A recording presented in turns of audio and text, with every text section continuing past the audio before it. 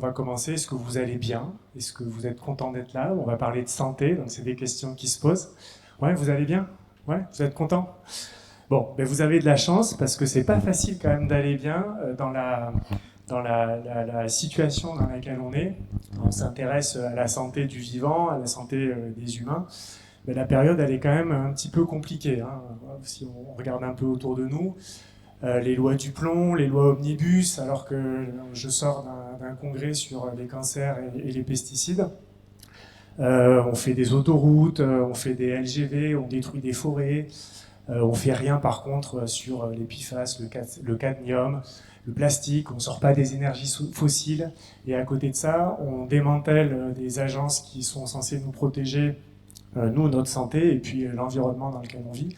Donc voilà, la situation, elle n'est pas simple. Alors à la Techopole, nous, notre philosophie, c'est de produire du savoir, de le partager, d'écouter le savoir des autres, et puis à partir de ça, de réfléchir à des solutions pour aller vers un avenir un peu plus souhaitable que ce qu'on nous vend à la publicité. Et donc je suis très content d'accueillir Kevin Jean et Mélissa Mialon. Mélissa Mialon, les deux viennent de Paris. Alors, je ne suis pas très fort en géographie parisienne. Moi, je connais la Tour Eiffel, la Seine et Montmartre. Donc, Mélissa Mialon, elle est ingénieure et chercheuse à l'INSERM, à Paris-Cité, c'est ça? À Paris-Cité. Et voilà, elle est responsable de la chaire sur les systèmes de recherche en santé. Et elle a énormément travaillé sur les liens entre l'industrie et la santé. Et ensuite, donc Kevin Jean, qui est enseignant-chercheur en épidémiologie à l'École Normale Sup, donc à Paris, et qui lui travaille plutôt sur les relations entre la santé et le climat, qui vient de sortir un bouquin qui s'appelle À notre santé aux éditions Payot. C'est pas un guide pour préparer l'apéro, c'est des thématiques un peu plus profondes. Et je vous encourage à aller voir ce bouquin sur justement l'éco-bénéfice dont il va nous parler.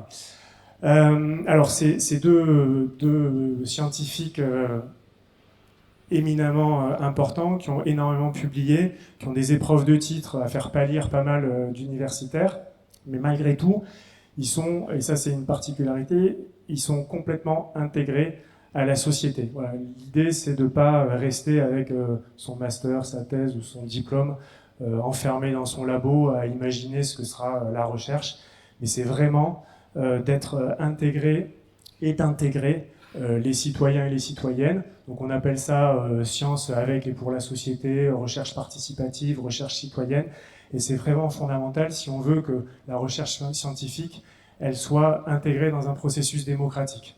Voilà. On est tous, quel que soit notre niveau de diplôme ou notre profession ou ce qu'on est, on est tous détenteurs de savoir qu'il est important d'écouter et de partager. Voilà. Et avant de leur passer la parole, donc la thématique d'aujourd'hui, la conférence, c'est politique, santé et environnement. Et je pense qu'on a tous le sentiment que si on évoluait ailleurs qu'en France, aux USA, en Argentine, en Hongrie, ça aurait été beaucoup plus difficile, voire impossible, de parler de ça librement dans une salle municipale. Voilà.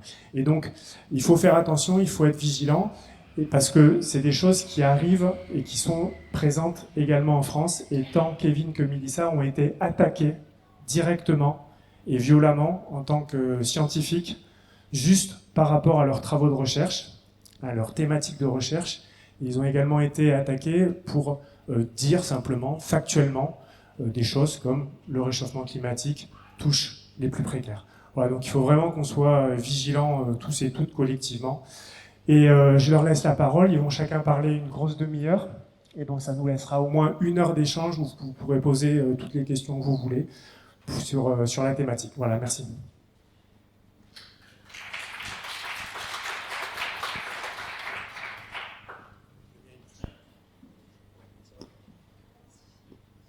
Okay. Merci beaucoup, donc c'est moi qui commence. Merci énormément pour l'introduction. Moi, avant de commencer, il y a 2-3 trucs que je voulais vous dire. La première, c'est que je suis hyper content d'être là ce soir à la Techopole.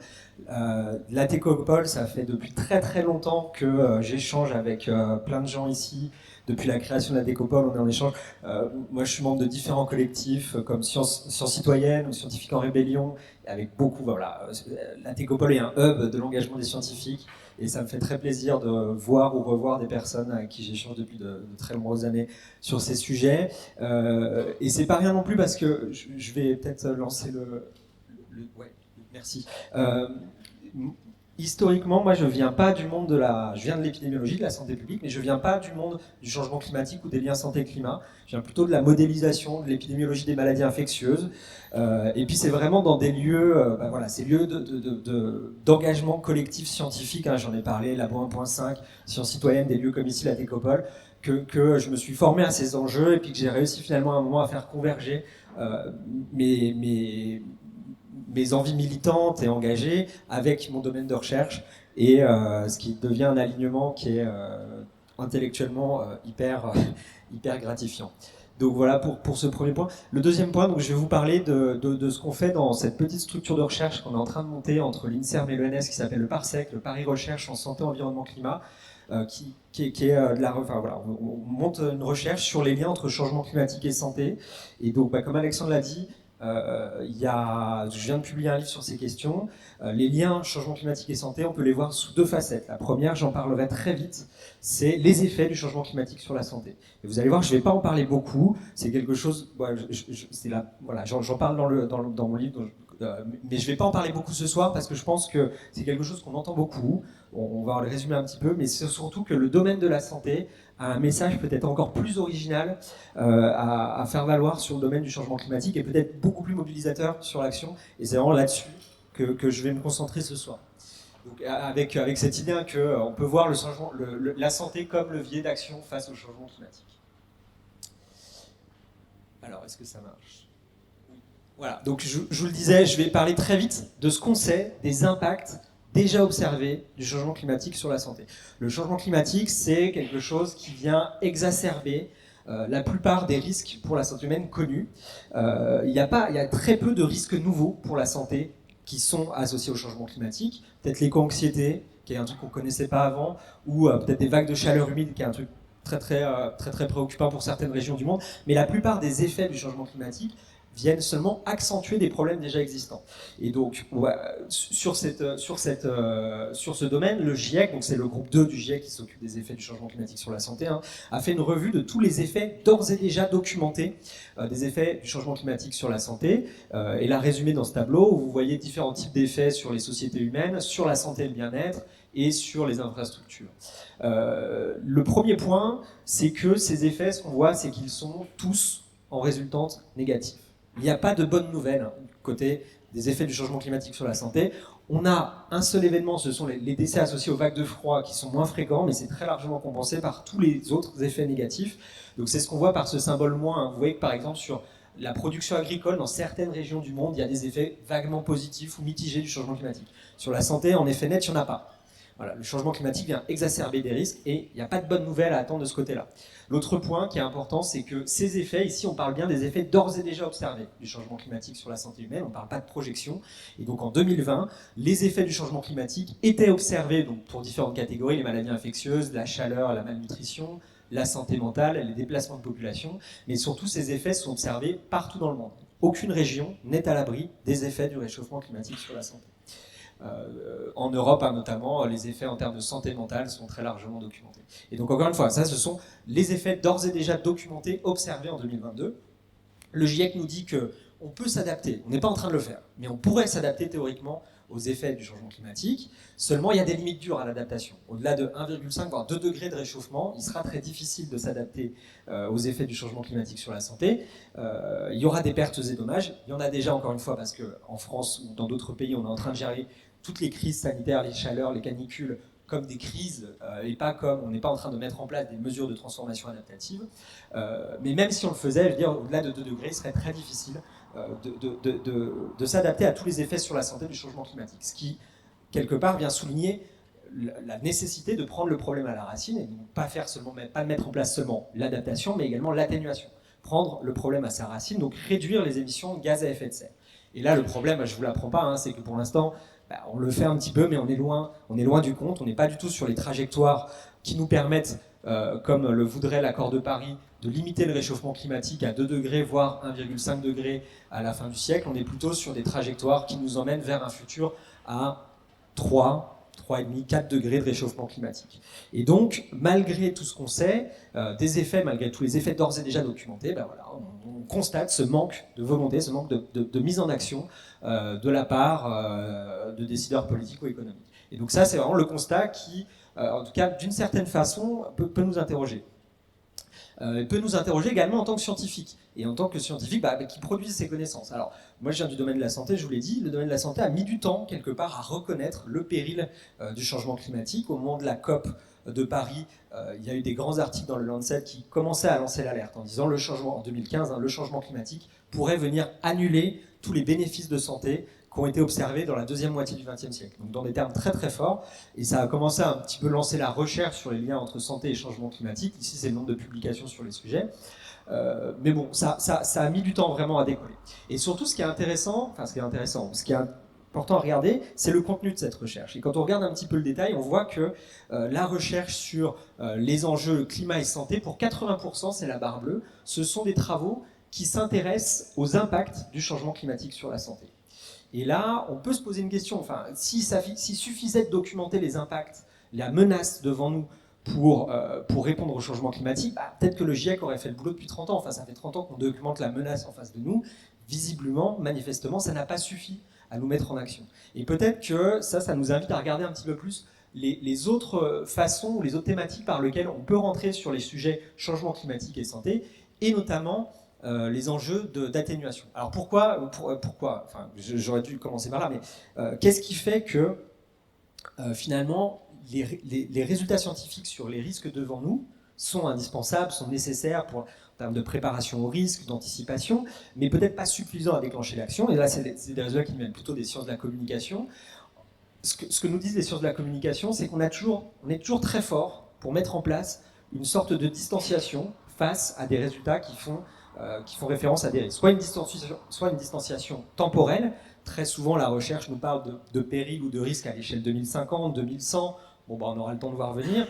Soit une distanciation à l'échelle spatiale, où ces risques sont documentés pour les pays insulaires ou pour les régions tropicales. Ça, c'est pas nous que ça concerne. On ne sera pas concernés les premiers. Et donc voilà, encore une fois, tous ces résultats, en tout cas, peuvent nous questionner et nous dire en tout cas, suggèrent que peut-être il serait intéressant de regarder un petit peu plus, ces liens entre santé et pas seulement les impacts du changement climatique, mais les effets de l'adaptation ou de l'atténuation du réchauffement climatique sur la santé. Et quand on arrive au terme atténuation du réchauffement climatique et santé, on arrive vers ce champ qu'on connaît, que le GIEC avait beaucoup documenté à partir de 2023, c'est celui des co-bénéfices. Le GIEC nous dit dans son rapport qu'il y a plein de co-bénéfices à l'action climatique. Des co-bénéfices, ce sont des bénéfices secondaires. Les économistes diraient des externalités positives à l'action climatique. L'action climatique permet certes de limiter le réchauffement climatique, mais au passage, on peut gagner sur le plan de la santé, sur le plan de la réduction des inégalités, sur le plan de la préservation de la biodiversité. C'est ça le terme co-bénéfice. Et le GIEC nous dit même dans son rapport du groupe 3 que finalement c'est peut-être intéressant de mettre en avant ces co-bénéfices parce qu'ils pourraient en tout cas favoriser la mise en place d'actions en faveur de ces co-bénéfices. Et donc ça c'est le cadrage et c'est en tout cas à titre, dans notre équipe c'est un peu le pari qu'on fait, c'est l'idée de se dire que on aimerait en tout cas produire des résultats qui soient les plus à même de nous mettre en action. Et c'est un peu cet angle des co-bénéfices qu'on a choisi de creuser. Alors, qu'est-ce que ça veut dire l'angle des co-bénéfices? Comment on peut l'illustrer? Pour l'illustrer, en fait, il suffit de regarder, de mettre côte à côte, d'un côté, les grandes causes, les grandes responsables du réchauffement climatique, et de l'autre côté, les grandes causes de maladies chroniques, en tout cas de perte d'années de vie, de qualité de vie à l'échelle mondiale. Les grandes causes du réchauffement climatique, là, je vous apprends rien, les énergies fossiles pour presque 3/4 du problème. Et bien finalement, cette énergie fossile, elle est également responsable de près de 80% des décès qui sont liés à la pollution de l'air. 80% des décès liés aux particules et à l'ozone sont attribuables à des polluants qui sont eux-mêmes issus de la combustion de ces énergies fossiles. Ça cause près de 5 millions de décès par an. Une partie de cette énergie fossile, elle est brûlée dans nos véhicules. Nos véhicules qui eux-mêmes contribuent très largement à cette épidémie de manque d'activité physique. En Europe, on considère que 40% des adultes sont en dessous des recommandations d'activité physique. Ça, c'est responsable d'environ 4 millions de décès par an à l'échelle du monde. En France, on considère que 30% des coûts de santé liés aux maladies chroniques pourraient être évités avec plus d'activité physique, si on atteignait les niveaux recommandés d'activité physique. Et enfin, ce qui ne provient pas des énergies fossiles en termes de gaz à effet de serre, ce sont ce qui est lié plutôt au secteur de l'agroalimentaire, enfin les systèmes agricoles dans leur ensemble. Et bien, ces systèmes agricoles, ils produisent également une alimentation qui elle-même contribue très largement à un fardeau qui est assez important. D'après une commission Lancet, 15 millions de décès par an liés à la malnutrition dans tous les sens, hein, enfin plutôt en excès de calories et défaut de nutriments. Ben, ça, c'est responsable de 15 millions de décès par an. 15 millions d'essais qui pourraient être évités avec des régimes alimentaires plus sains. Je ne sais pas si tu en reparleras peut-être, Mélissa.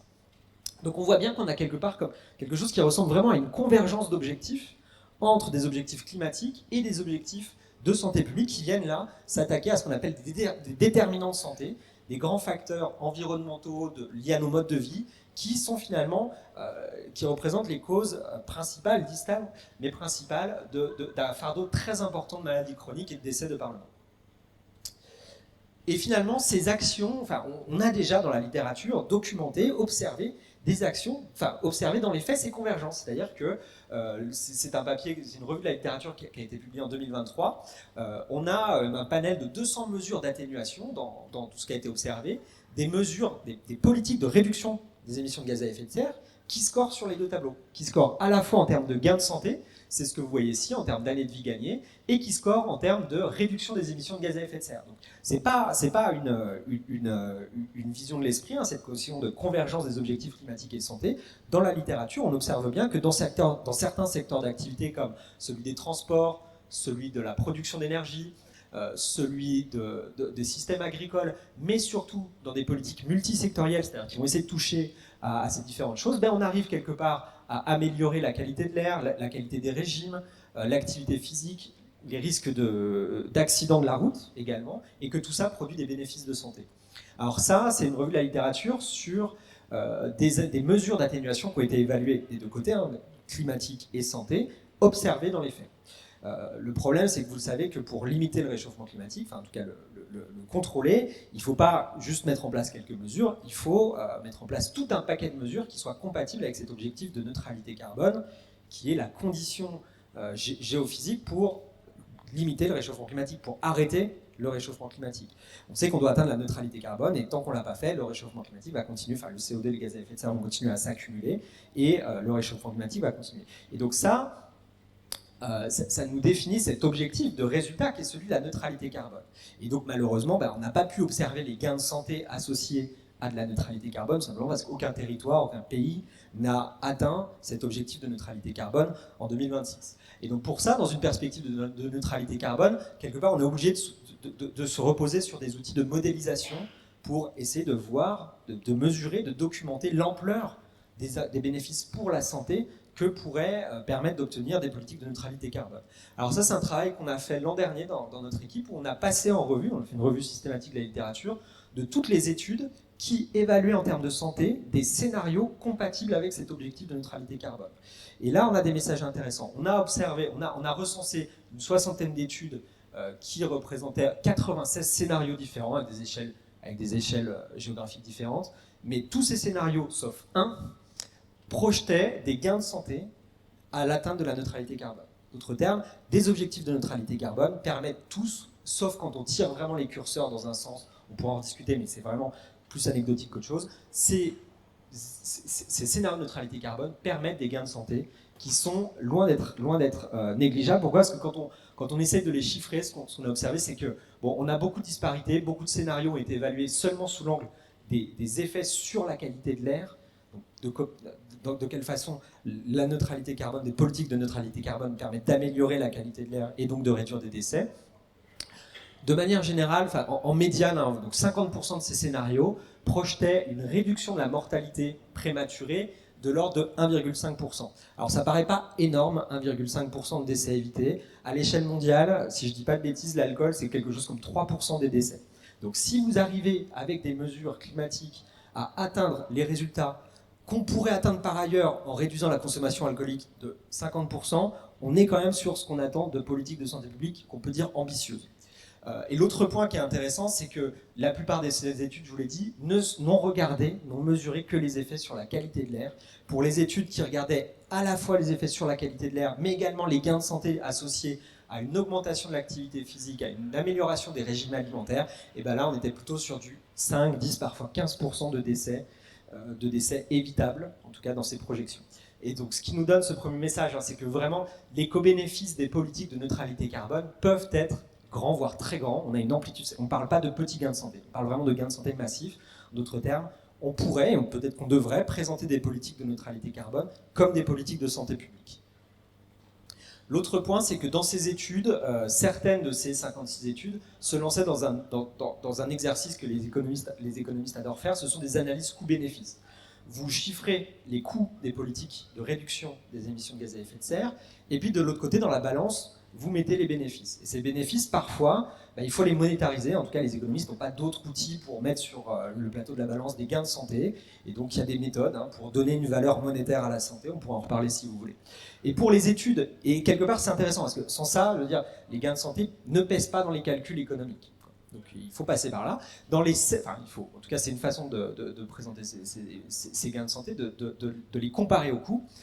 Sur 13 études, parmi celles qu'on a identifiées, qui comparaient de façon rigoureuse les coûts les coûts des politiques de réduction des émissions de gaz à effet de serre, et qui les comparaient aux gains de santé valorisés associés à ces politiques, on voyait que 11 de ces études montraient que les gains de santé surpassaient les coûts de mise en place des politiques.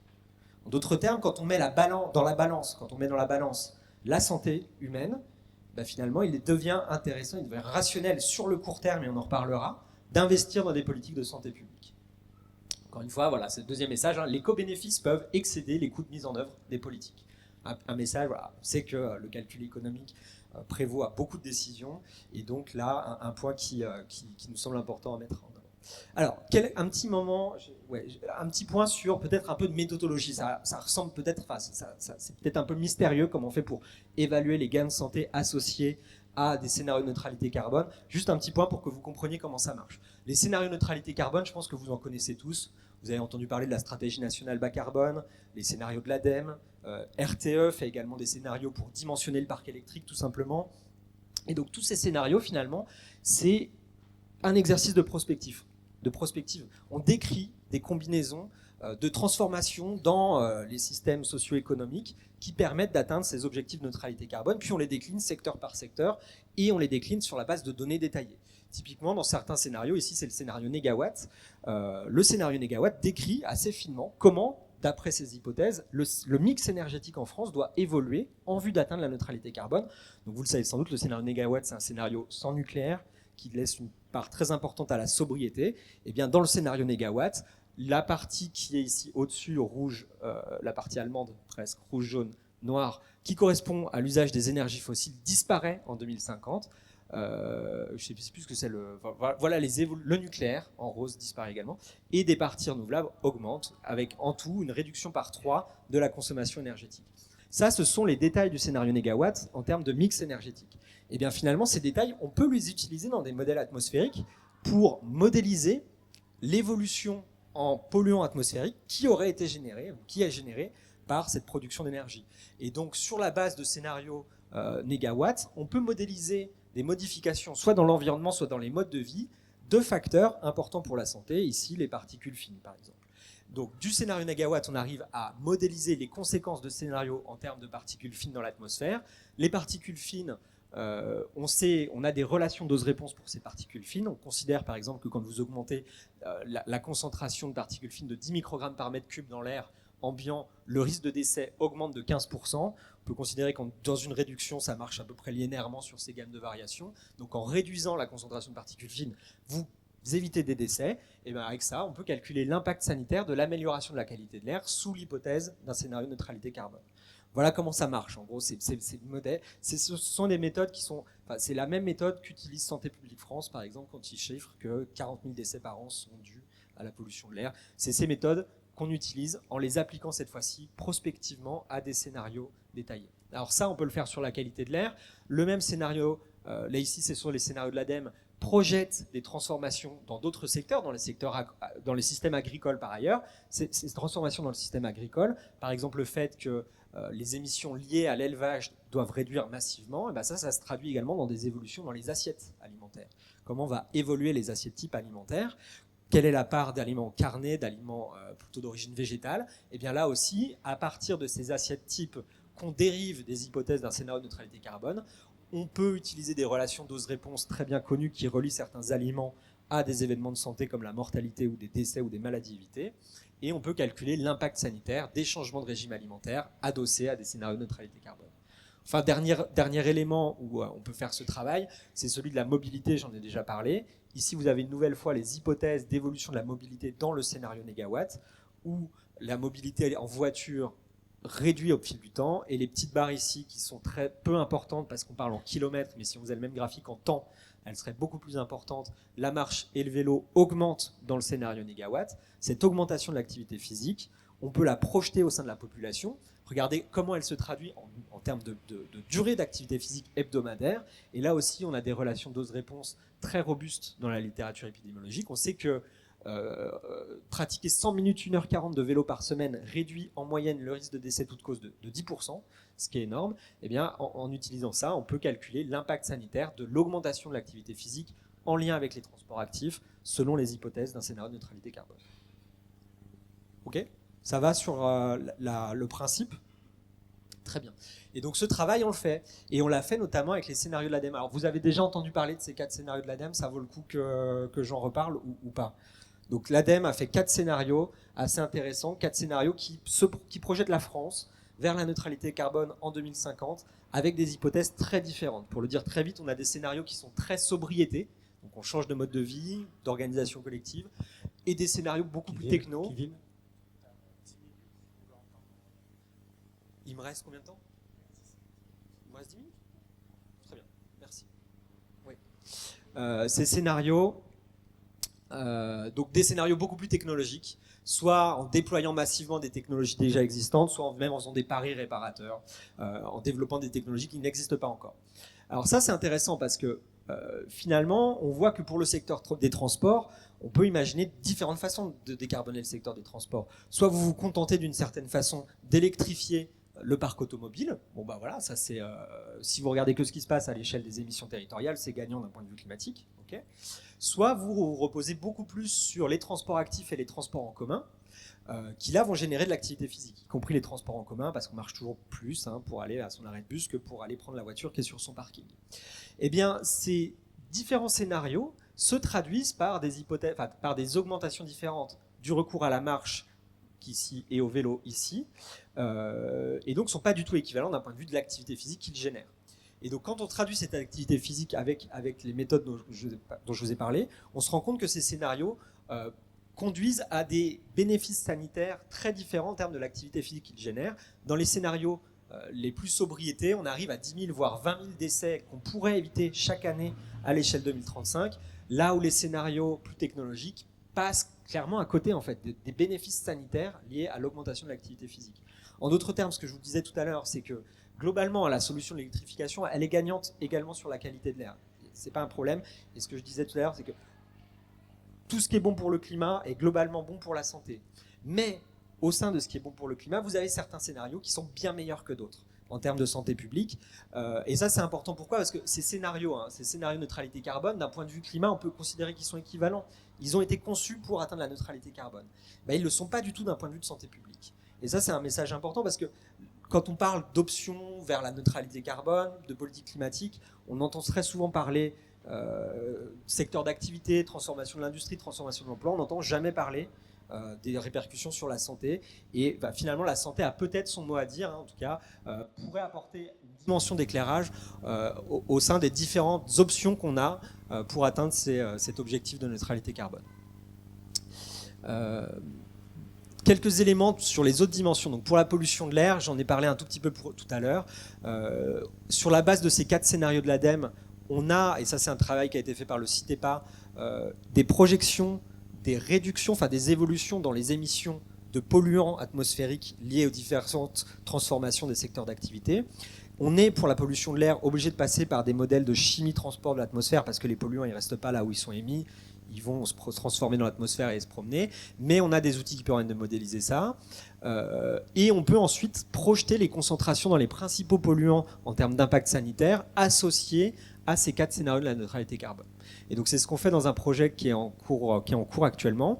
Et ce qu'on voit là, contrairement à ce que je montrais tout à l'heure, déjà de manière générale, par les réductions d'émissions de polluants associés à ces 4 scénarios de neutralité carbone, là aussi, on arrive sur des gains de santé qui sont de l'ordre de 20 000 à 40 000 décès évitables à l'échelle 2030 ou 2050 respectivement.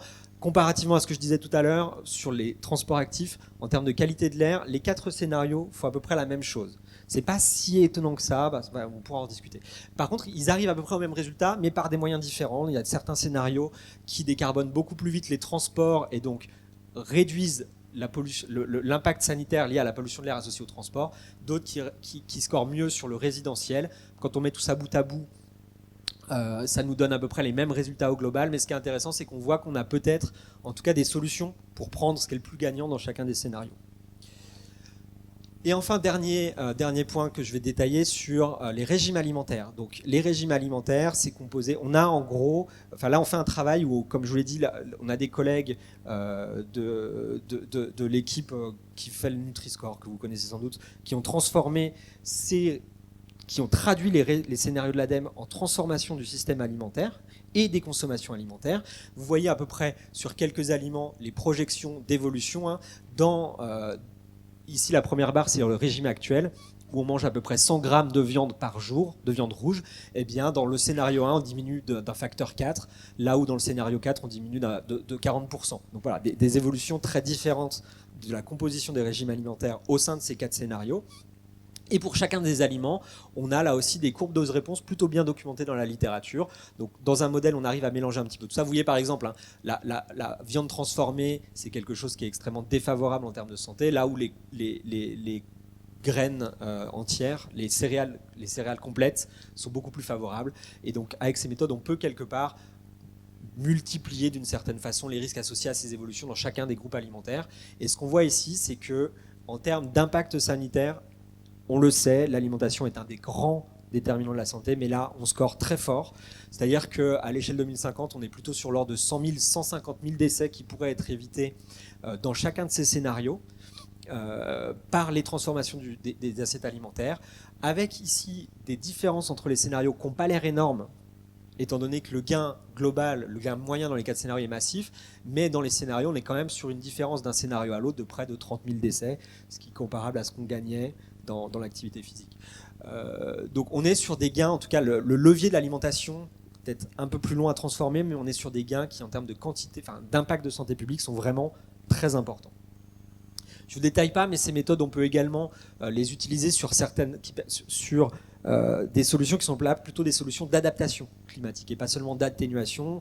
Le développement des espaces verts, par exemple, un travail qu'on a fait sur la ville de Paris, où là aussi, ce qui est intéressant, c'est qu'on a toutes les méthodes pour comparer les coûts de la renaturation en ville aux bénéfices sanitaires engendrés. Alors, j'en viens à la conclusion.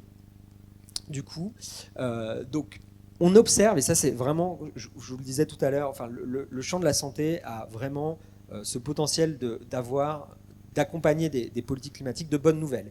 Cette notion de co-bénéfice ou de convergence entre des objectifs climatiques et des objectifs de santé publique. Et ce qui est assez chouette, c'est que dès qu'on déplie dans une dimension, ces convergences, on les voit assez nettement. Donc j'ai parlé de la qualité de l'air, de l'activité physique, de l'alimentation, j'ai parlé un tout petit peu des espaces verts urbains, le bruit. C'est le deuxième facteur environnemental déterminant pour la santé. L'impact sanitaire du bruit, c'est presque autant que l'impact de la qualité de l'air. Et bien là, on se rend bien compte assez facilement qu'en décarbonant le secteur des transports, le bruit, pour 70%, les nuisances au bruit sont liées au transport. En décarbonant le secteur des transports, que ce soit par de la mobilité active ou par de l'électrification, par la réduction du poids des voitures, on réduit les expositions au bruit. Donc là aussi, c'est gagnant. Et un autre point qui est là aussi fondamental, le confort thermique des logements. Quand on isole les logements, c'est bon pour le portefeuille des gens qui habitent dedans, pour la consommation électrique, la réduction des émissions de gaz à effet de serre. Et des logements isolés, ce sont également des logements où les gens tombent moins malades en hiver. Ça, c'est hyper bien documenté aussi. Donc c'est une autre dimension de convergence dans ces objectifs. Je n'ai pas le temps de le détailler, mais un point qui est important, c'est que au-delà des gains moyen, on a un fort potentiel dans chacun de ces domaines, en faisant ce qu'on appelle la prévention environnementale, de réduire des inégalités sociales de santé, ce qui n'est pas facile en santé publique. Et alors, je vais vraiment terminer là-dessus. Pourquoi la santé comme levier d'action face au changement climatique? C'est que cette notion, cette dimension de la santé qui documente tous ces bénéfices, elle a un avantage qui est à mon sens, très important, c'est qu'elle permet vraiment de changer la perspective autour de l'action climatique. L'action climatique, on le sait, on a du mal à agir pour le climat, parce qu'on a un problème d'échelle. Il faut faire des efforts aujourd'hui pour des bénéfices climatiques où on nous demande de nous projeter à l'échelle 2050 ou 2100. Ça, on n'est pas câblé en tant qu'être humain pour consentir à des efforts aujourd'hui pour des bénéfices qui sont lointains dans le temps. Et par ailleurs, on sait que ces efforts climatiques qui sont hyper sensibles à cette stratégie du passager clandestin. Le CO2 n'a pas de frontières, donc finalement, vous peut-être mieux que les autres fassent les efforts d'abord. Nous, on percevra les bénéfices. Un des autres discours qu'on entend beaucoup, c'est de dire ça ne sert à rien que la France réduise ses émissions si les autres pays ne le font pas, si la Chine ou les États-Unis ne le font pas, il ne se passera rien d'un point de vue climatique. Ce qui n'est pas faux, d'une certaine façon. Et donc, ces deux points, la préférence pour le présent, la stratégie du passager clandestin, contribuent assez largement à expliquer l'inertie autour de l'action climatique. Mais quand on regarde les mêmes politiques climatiques, sortie des énergies fossiles, décarbonation de la mobilité, changement des régimes alimentaires, d'un point de vue de la santé, et là ce qui est important, c'est qu'ici on parle de bénéfices qui sont des bénéfices de court terme et pas du tout des bénéfices de long terme. Donc ce qui est gagnant pour le climat à court terme est également gagnant pour la santé publique à très court terme. Et ça c'est important, les bénéfices sanitaires de l'activité physique mettent quelques jours à se manifester. Les bénéfices de l'amélioration de la qualité de l'air, c'est quelques jours à quelques semaines, quelques mois. L'alimentation, c'est un peu plus long, mais on parle peut-être de l'échelle d'années, et pas du tout de l'échelle de décennies ou de siècles, comme pour le climat. Et ça, c'est quelque chose qui, quelque part, vient résoudre ce problème d'échelle temporelle qu'on a dans l'action climatique. Et l'autre point qui est important, c'est que ces bénéfices pour la santé de politique climatique, ils profitent aux populations et très souvent aux individus qui consentent à l'effort. Et ça, c'est aussi très important. Ce sont bien les populations qui consentent à transformer leur système énergétique, leur système socio-économique, qui vont bénéficier de ces bénéfices, de ces co-bénéfices, quoi que fassent les autres pays. C'est-à-dire que si demain, la France devient neutre en carbone, il ne fera peut-être pas moins chaud en France, on n'aura peut-être pas de moins de réchauffement climatique en France qu'ailleurs. En tout cas, c'est bien la population française qui sera en meilleure santé, et ce, quoi que fassent les États-Unis ou la Chine. Il y a vraiment ce caractère non conditionné des bénéfices climatiques qui, là, vient changer d'une certaine façon la vision qu'on a. Et on voit bien que, quelque part, en prenant des lunettes de santé publique plutôt que des lunettes climatiques sur les mêmes panels d'action climatique, on offre d'une certaine façon un cadre qui est peut-être, en tout cas c'est le pari, plus propice à la mise en action. Et voilà, et je rappelle juste ces trois messages clés.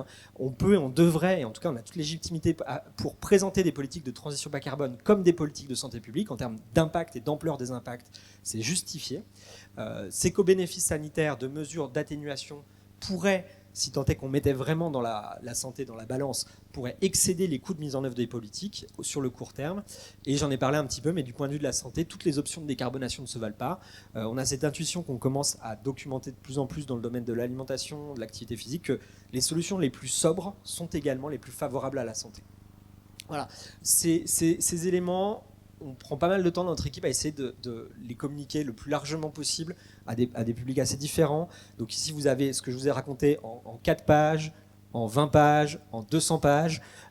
N'hésitez pas à aller... Enfin voilà, on essaye de partager. Cette note-là, vraiment, elle résume... On a essayé de faire une synthèse en 20 pages accessible de tous les éléments scientifiques qu'on a sur ces notions de co-bénéfices. Et voilà, je pense que c'est quelque chose qui mérite d'être disséminé. Et voilà, tout ça, c'est un travail d'équipe, évidemment. Donc, avec tous les collègues que je remercie.